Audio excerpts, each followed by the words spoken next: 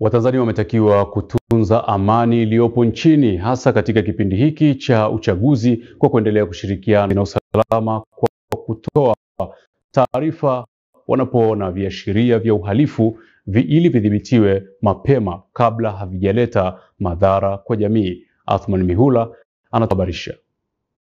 Akizungumza katika mkutano wa kimataifa katika ukanda wa Afrika Mashariki unaohusu amani, rais wa taasisi ya International Peace Information IPI, Profesa Wilson Munguza, amesema amani ni muhimu na vyombo vya ulinzi na usalama kuitunza.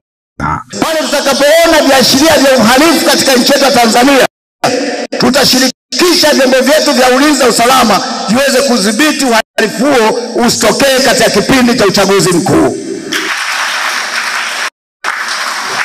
Kazi tunazofanya ni kazi za kizalendo.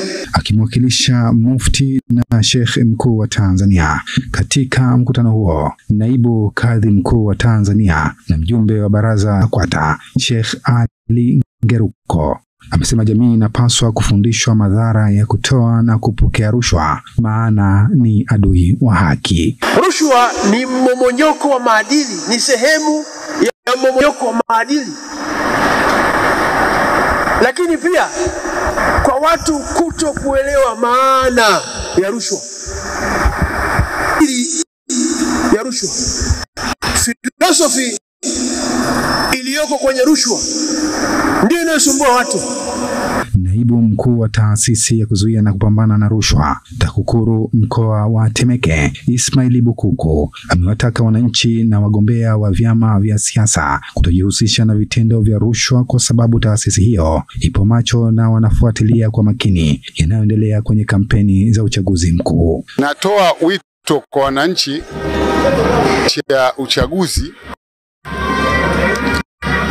kutoa taarifa za vitendo vya vyovyote vile vya rushwa katika maeneo ya katika ofisi zetu zote zilizopo nchi nzima, wilayani na mikoani. Mkutano wa kimataifa katika ukanda wa Afrika Mashariki ni wa siku 2 kuanzia Oktoba 2 hadi 3 na umeandaliwa na taasisi ya International Peace Information IPI na kuyakutanisha takriban mataifa 5 kutoka Jumuiya ya Afrika Mashariki ukiwa na lengo la kuhamasisha utunzaji wa amani. Athman Mihula, Star TV, Dar es Salaam.